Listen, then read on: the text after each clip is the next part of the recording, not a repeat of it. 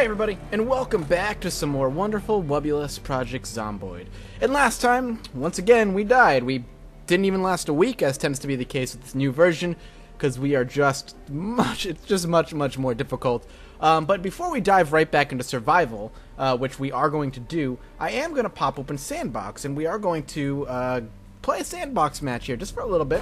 What we're going to do is we're going to create a new Sandbox game here. We'll call this test. Of course, the frame rate when making a sandbox game is really low for some reason or another. But once we get past that, we should be no problem. So what we're going to do here is we're going to play with some different types of zombies. I think zombie difference is going to be pretty important. I want to show how difficult, if we were to play against extraordinarily fast and good zombies is like. I don't think we're going to last long. We're going to basically call these the rage virus zombies, right? These are the zombies that you would come across in 28 days and whatnot later. That's basically how it works. Now, we'll keep them as they get slow and they get slower and weaken as time goes on, but they're going to have eagle sight, pinpoint hearing, and bloodhound scent. On top of it, they're going to be sprinters. But we're going to leave with normal strength and toughness. They're not going to get super strength or super toughness. I mean, granted, you could argue the 28 days later type of zombies have a particular strength and toughness to them. But I want them to still maintain the type of strength and toughness they would if they were human. That's just kind of how it works. They don't really get any better than that. So we're going to hit play. We are going to play as Patricia. You know, I'm a man, so I'm going to play as a dude. We're going to call him Mathis Carter. And we are, for the sake of trying to survive as long as possible, the construction worker is going to be what we're going to have to play as, because it just makes the most sense. They have a bit more of a resilience to them as opposed to any other of the particular classes, just because they have thick skin. The thick skin trait's a little overpowered, but, you know, I like it. Anyway, let's load up in here, and we'll see how long we last. Now, immediately, the very first thing we desperately need is a weapon. Now, granted, we typically shouldn't have a bat, so we will drop it. If we do come across a bat in any of the cabinets, then we'll grab them. Now, things are going to be a lot more stressful and tenuous here in the beginning, just because we're basically sitting on thin ice. We are, I mean, as soon as something sees us, it's basically we're gonna move away from the fridge because he's gonna eat everything because I accidentally had it all highlighted. Is he just gonna grab it all from the fridge even if he's super far away? He is. Alright, well, he's just going to eat things. That's fine. But as I was saying, basically, the minute a zombie sees us, we're in a lot of trouble. They're basically going to be able to do pretty much whatever they want because they're going to start sprinting at us immediately. So I'm a little bit nervous, a little bit more scared than I typically would be playing this game, just because their capabilities are beyond any typical zombie. I'm with the Indie Stone and how they see zombies, the classic strength shamblers, like fast lungers, essentially. We're gonna rip this up. The advantages, I don't expect us to really be able to do too much in terms of survival here. If you guys, I'm curious how long you guys can survive. Now, granted, without giving them superhuman strength and superhuman whatever, we may have give ourselves a little bit more time than normal, but oh, here they come. They see me. Okay, here they come. Woo! Now, we can't, since they are sprinters, outrunning them is not really a possibility. See, this is the problem. Giving them this kind of, like, amazing sensory. This is a huge issue because we're not going to be able to really do much. Oh, God. As you can see, we are running into problems already. They are already, oh, God. Oh, God. Oh, Lord. And we're dead. And that's what happens when you play against sprinters. Not possible, really, to do much else. Look at them all. They're just, like, all running off. These guys are done. So that was, you know, a solid 3-minute survival. Maybe. That was, it was a little rough. That is why playing against those particular zombies are tough. Now, if we played against sprinters that were maybe, you know, the normal, like, sight, hearing, and smell, a little bit different. Something to experiment with as we play more and more of the game, especially after it comes out on Steam. But I'm going to stick with what I know best, and that is going to be to try and survive in survival mode. And what we're going to do is go 7-day goal here. We're going to go with goals. 7-day goal. Our first goal is going to be 7 days. If we can survive up to 7 days, I will consider it a complete and utter success. Mathis Hill is going to be who we're playing as. We're going to play as the construction worker because obviously we just have bad luck playing as anything else. And we're going to dive right in here. We're going to go right back to kind of getting back to basics. Now, a few people actually requested we head into the city and try and survive in the city. I would love to do that. The thing that's going to be required, unfortunately, is an axe of some sort.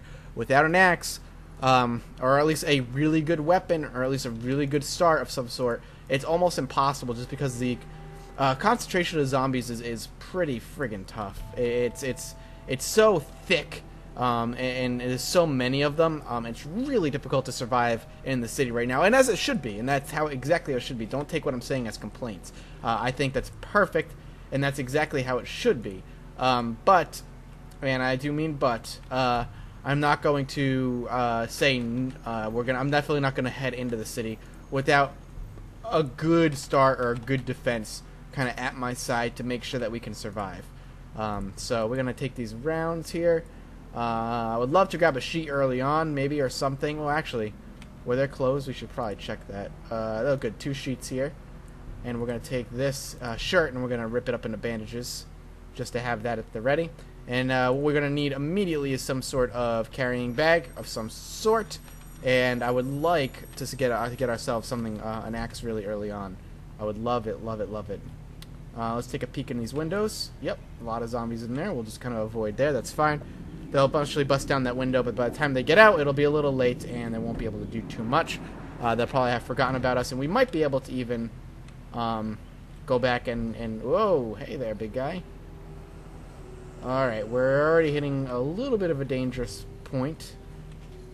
And by little, I do mean a lot. Things are getting a little harrowing really early here, so we need to kind of sneak around in the house as we do this.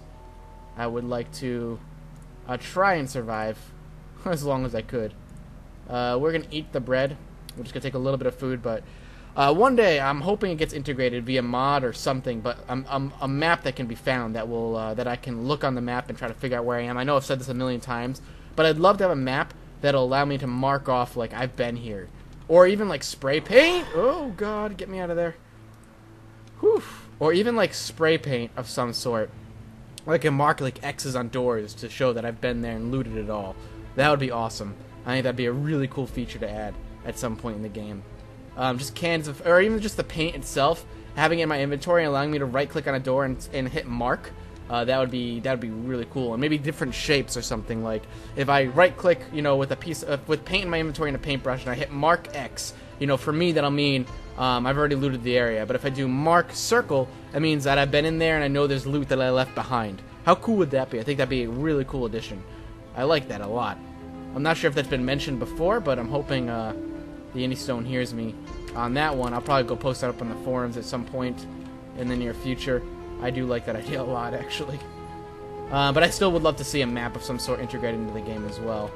Now, I think I'm going to smash this window.